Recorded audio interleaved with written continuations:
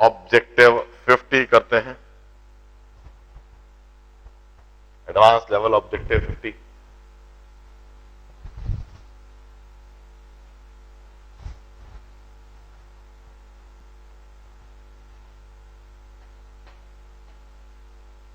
Heat of hydrogenation of ethene in that of benzene is x2, the resonance energy। देखिए, ethene is this, इसमें एक hydrogen का molecule add होता है और वहां पर इथेन बनता है, and heat of its hydrogenation is x। Benzene,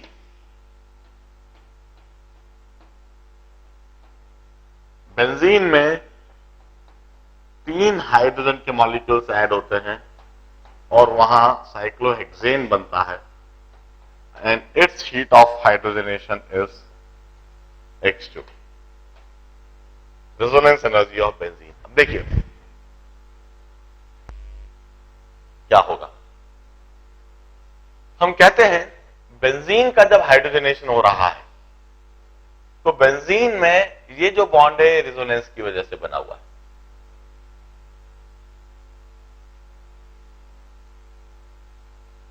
जब बेंजीन का हाइड्रोजनेशन होएगा और जब x2 amount of heat absorb होगी तो सबसे पहले तो इस बॉन्ड को तोड़ने के लिए एनर्जी देना पड़ेगी, और इस बॉन्ड को तोड़ने के लिए जो एनर्जी देना पड़ेगी दैट इज रेजोनेंस एनर्जी। इस बॉन्ड को तोड़ने के लिए जो हमें एनर्जी देना पड़ेगी वह रेजोनेंस एनर्जी है, क्योंकि यह बॉन्ड रेजोनेंस की वजह से ही बना है। अब इस बॉन्ड को तोड़ देने के बाद हम कहते हैं वहां पर 3 डबल बॉन्ड दिखने लगेंगे। हम पहले रेजोनेंस एनर्जी दे देंगे तो वहां पर इस तरह का स्ट्रक्चर दिखने लगेगा।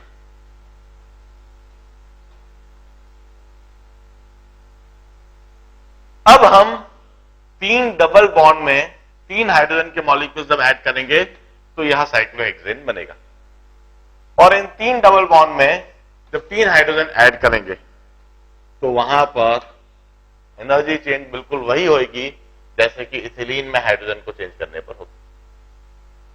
तो हम कहेंगे x2 must be equal to resonance energy plus 3 times x1। So resonance energy would be equal to, यह जो रेजोनेंस एनर्जी है this would be equal to x2 minus 3 times x1।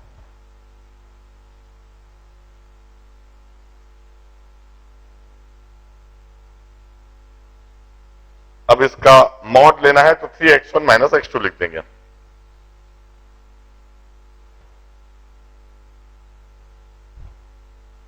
अब 73rd प्रॉब्लम,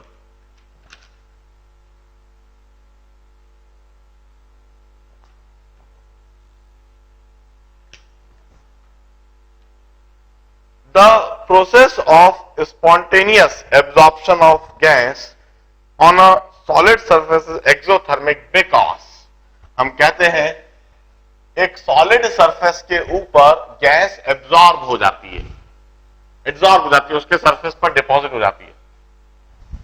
ये एक्सोथर्मिक इसलिए होता है क्योंकि इस दौरान एंट्रोपी डिक्रीज हो रही है। हम कहते हैं सॉलिड सरफेस, इस सॉलिड सरफेस के ऊपर जब गैस रखी जाए तो गैस गेट एब्जॉर्ब, वह गैस उस सॉलिड सरफेस के ऊपर डिपॉजिट हो जाती है। फॉर एग्जांपल इस समय बोर्ड के ऊपर भी ऑक्सीजन और नाइट्रोजन गैस चिपकी हुई है। वो ऑक्सीजन और नाइट्रोजन गैस वैसे तो रैंडम मोशन करती रहती है और खूब ज्यादा एंट्रोपी होती है, खूब अधिक उसकी रैंडमनेस होती है, आजादी होती है, मगर जब वह गैस मॉलिक्यूल बोर्ड पर आकर चिपक गई तो उनकी रैंडमनेस कम हो गई, उनकी एंट्रोपी कम हो गई, उसमें डेल्टा एस नेगेटिव हो जाता है। मगर यह रहता है एक स्पॉन्टेनियस प्रोसेस ही है, और यह स्पॉन्टेनियस प्रोसेस इसलिए रहता है क्योंकि ये जो फिनोमेना है ये एक्सोथर्मिक फिनोमेना है, इसमें ढेर सारी हीट लिबरेट हो जाती है। इसमें रैंडमनेस क्राइटेरियन इस फिनोमेना को अपोज कर रहा है, मगर एंथैल्पी क्राइटेरियन इसको सपोर्ट कर रहा है, इसलिए यह प्रोसेस स्पॉन्टेनियस होता है। हम अच्छी तरह से जानते हैं delta G is equal to delta H minus T delta S. For spontaneous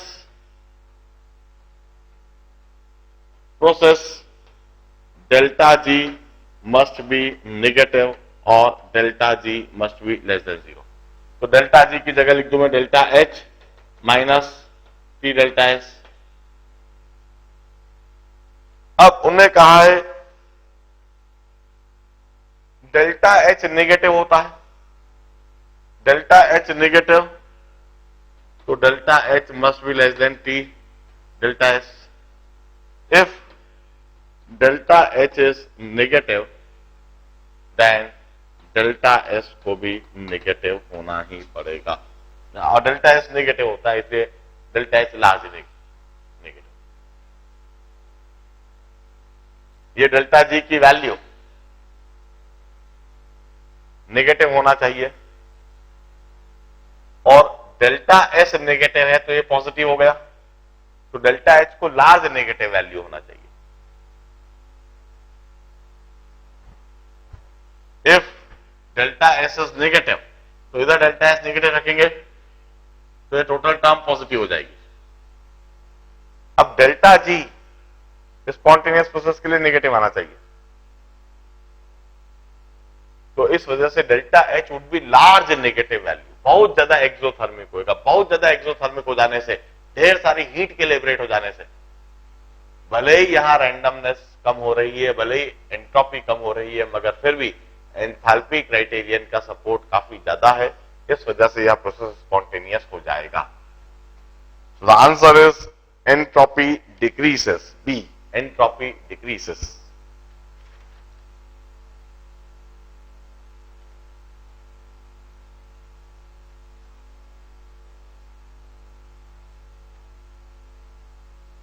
अब 80th problem, a schematic plot of ln K versus temperature of reaction. Once again, truthfully speaking, यह प्रॉब्लम इस चैप्टर का है ही नहीं, यह chemical equilibrium chapter का problem है, जो चैप्टर अभी मैंने आपको पढ़ाया नहीं है।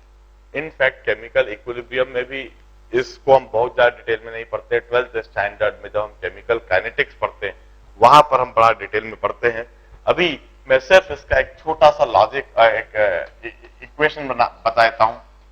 This K equilibrium is given by A e to the power minus delta H by R. This K equilibrium is given by A into e to the power minus delta H by R. यह equation में मैं आगे के lectures में बताऊंगा, chemical equilibrium में भी बताऊंगा, केमिकल काइनेटिक्स में भी बताऊंगा। 12th क्लास में हम बड़े डिटेल में इस इक्वेशन को देखेंगे, सीखेंगे, इसको सॉल्व करना सीखेंगे। I take natural log on both the side.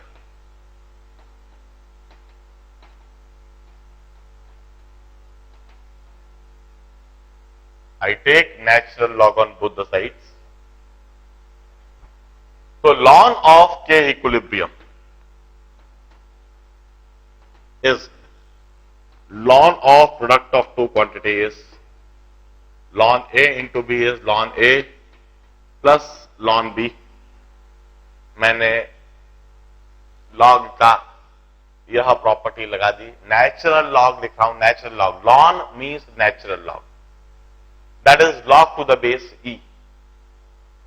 This ln of K equilibrium is ln A minus delta H by RT into ln E. Ln A to the power n is n ln A. Now ln E is 1. So I can write this equation as ln of K equilibrium equal to ln A minus RT।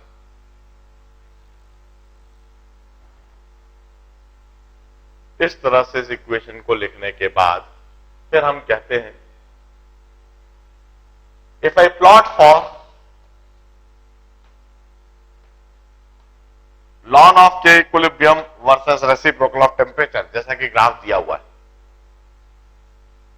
तो lawn के की जगह मैं y लिखूंगा, lawn के की जगह में y लिखूंगा, लॉन ए की जगह में c लिखूंगा और डेल्टा एच बाय आर की जगह m into X. So the slope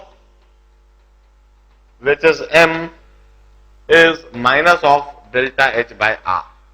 once again अभी कोऑर्डिनेट भी पढ़ा हुआ नहीं है, इसलिए थोड़ा और इस चीज को देखने में समझने में समस्या आएगी, पर एनीवे कोऑर्डिनेट पढ़ने के बाद यह समझ में आ जाएगा कि यह एक स्ट्रेट लाइन की इक्वेशन बन गई, y equal to C plus M X, Y की जगह लॉन के और x की जगह पर 1/t, और इसमें जो m है यह स्लोप है, और यहां पर स्लोप पॉजिटिव दे रखा है, this slope m is a positive value. तो slope m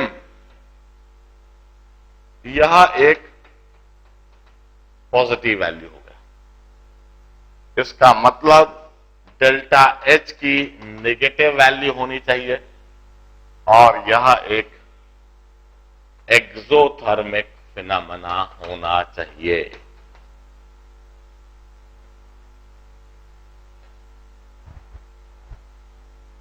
don't mind this problem at this stage. इस समय पर आप बहुत ज्यादा इस प्रॉब्लम की चिंता मत करो कि क्यों समझ में नहीं आ रहा। यह आपको सिर्फ इसलिए अभी समझ में नहीं आएगा क्योंकि इसमें इन्वॉल्व जो कंसेप्ट हैं वो इस स्टेज के है ही नहीं, वह 12th स्टैंडर्ड के कंसेप्ट हैं। 12th स्टैंडर्ड में यह प्रॉब्लम दोबारा रिपीट होएगा, अवश्य रिपीट होएगा और उस समय समझ में भी आएगा। अभी आप सिर्फ इस चीज को इस तरह से लिख लीजिए। अब प्रॉब्लम हम IIT JEE का 15th प्रॉब्लम करते हैं। चलिए अब हम 15th प्रॉब्लम करेंगे और साथ में PFP का 18th वाला प्रॉब्लम भी हम करेंगे। पहले प्रॉब्लम हम IIT JEE का 15th का डालते हैं।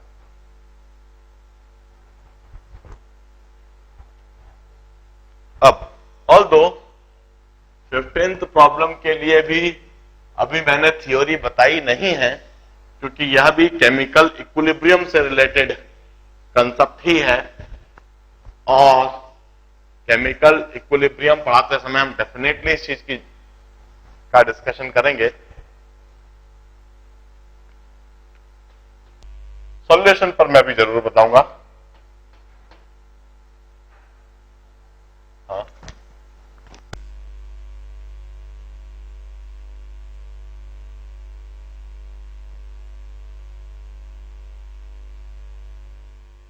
मैं इस प्रॉब्लम को सॉल्व कर रहा था। N2O4 gives you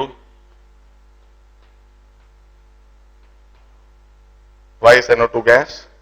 The reaction is carried out at 298 Kelvin. 298 Kelvin,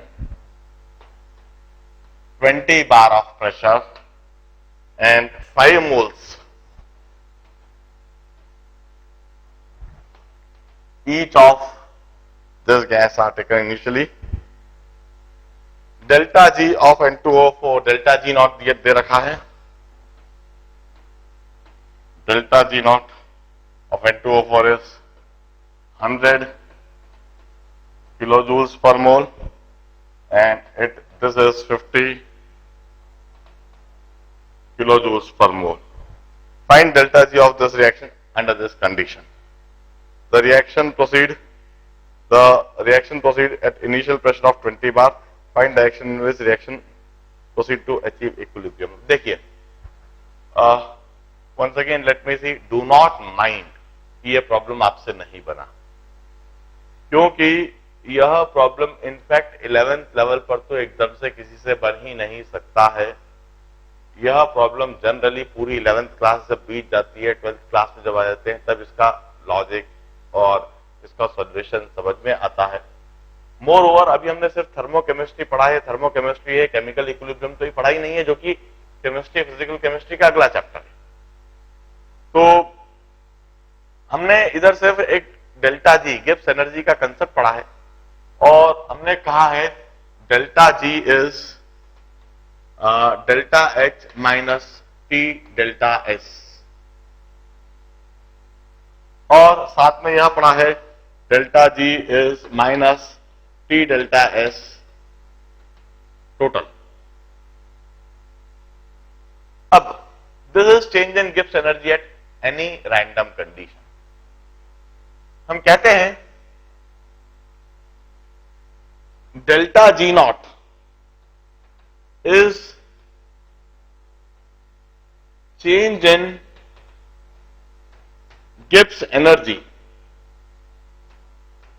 eight standard condition. Standard condition means 25 degree centigrade and 1 atmosphere pressure. अब हम delta G nought of reaction निकाल सकते हैं। Delta G nought of reaction would be summation of delta G nought of product minus summation of delta G nought of reactant.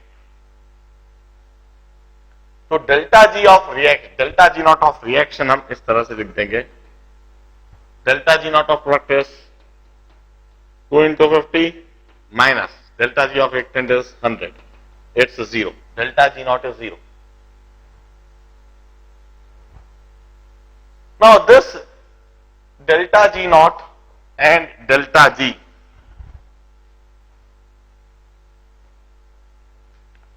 they are always,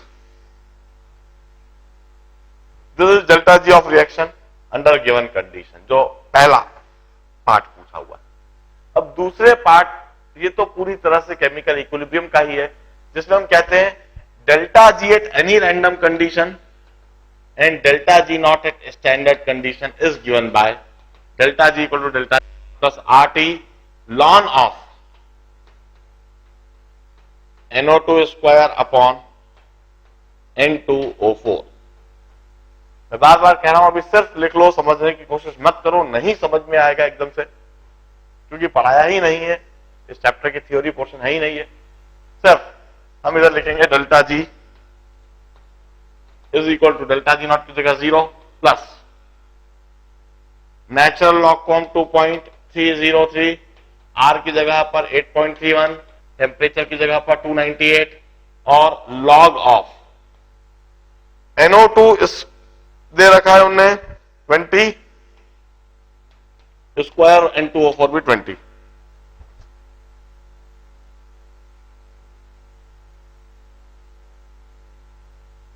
यह चीज आ जाती है delta G of the reaction. अब the direction in which reaction proceed to achieve the equilibrium. अब यह delta G जो है यह पॉजिटिव आ रही है। डेल्टा जी का पॉजिटिव आना, it means backward reaction would occur. Delta G यदि पॉजिटिव है, इसका मतलब होता है बैकवर्ड रिएक्शन होगी। डेल्टा जी नेगेटिव होता है तो फॉरवर्ड रिएक्शन, ये हमने लिख रखा है। डेल्टा जी नेगेटिव है तो forward reaction, delta G positive है तो बैकवर्ड रिएक्शन, और डेल्टा जी 0 है तो इक्विलिब्रियम। इस जगह पर डेल्टा जी की वैल्यू सॉल्व करने पर पॉजिटिव आएगी, जिसका मतलब है कि बैकवर्ड रिएक्शन होगी, और डेल्टा जी की यह वैल्यू है जो पूछी गई। अभी सिर्फ इसका यह सॉल्यूशन लिख लिया जाए, इसको समझने का प्रयास हम आने वाले समय में अपने आप करेंगे, क्योंकि यह सवाल आने वाले स्टडी पैकेज में कम से कम 2 स्टडी पैकेज में आएगा ही। केमिकल इक्विलिब्रियम में भी आएगा और केमिकल काइनेटिक्स में भी आएगा। यह सवाल 2 पैकेज में और रिपीट होगा।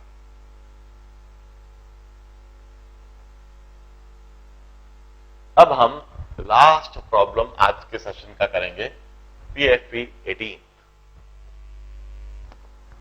Now I will solve problem number 18th of PF3. It's really a very interesting problem. And once again इधर भी हमको एक लॉजिक बिल्ड करना है, लॉजिक डेवलप करना है.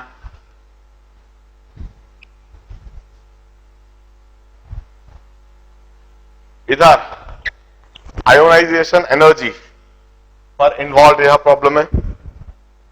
18th problem.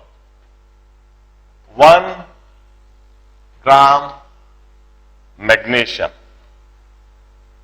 vapors absorb 50 kilojoules of energy.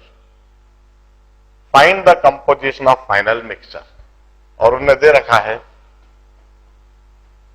Mg, यह Mg पॉजिटिव बना लेते हैं एक इलेक्ट्रॉन निकाल के. And enthalpy of this reaction is 740 kilojoules per mole. और Mg positive further Mg2 positive बना लेते हैं. And enthalpy of this reaction is 1450 kilojoules per mole. अब देखिए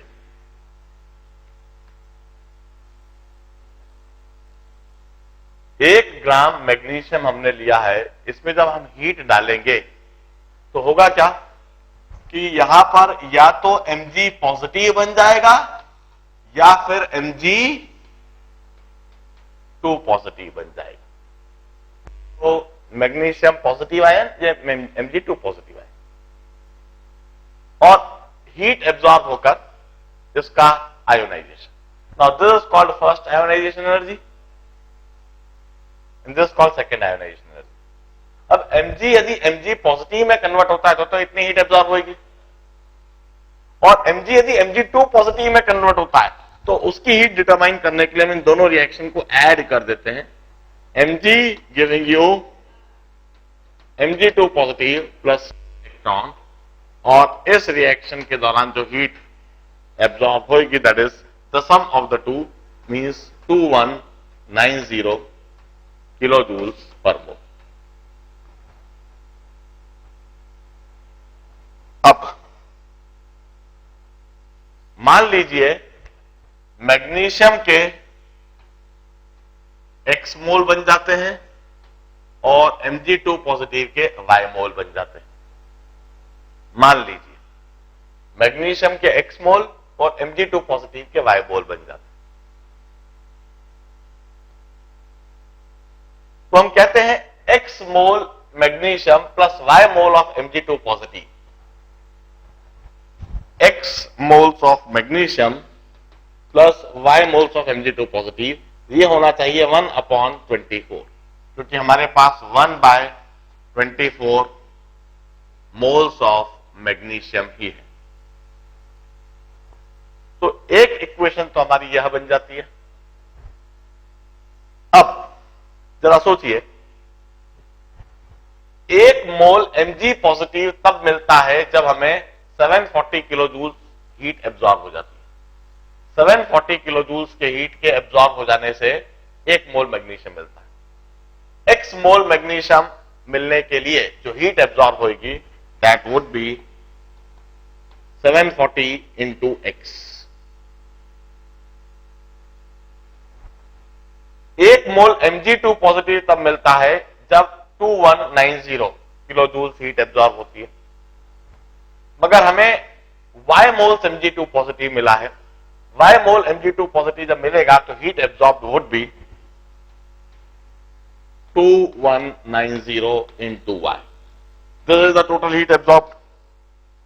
x मोल मैग्नीशियम में 740 into x kilojoule heat absorb होगी और y mole magnesium ion के लिए 2190 into y kilojoule heat absorb होगी. This is the total heat absorb but that said that the total heat absorbed is 50 kilojoules. इस तरह से हमने टोटल हीट एब्जॉर्ब को 50 किलोजूल से इक्वेट कर दिया और हमें दो साइमल्टेनियस इक्वेशन मिल गई. x और y के टर्म्स में, this are the two simultaneous linear equations. You can always solve this equation for x and y. And this is the composition of final mixture. Finally, x mole magnesium ion के और y mole magnesium, two positive ion. And that's all regarding this chapter thermochemistry. इसी के साथ यह thermochemistry chapter पूरी तरह से समाप्त हुआ और अब आप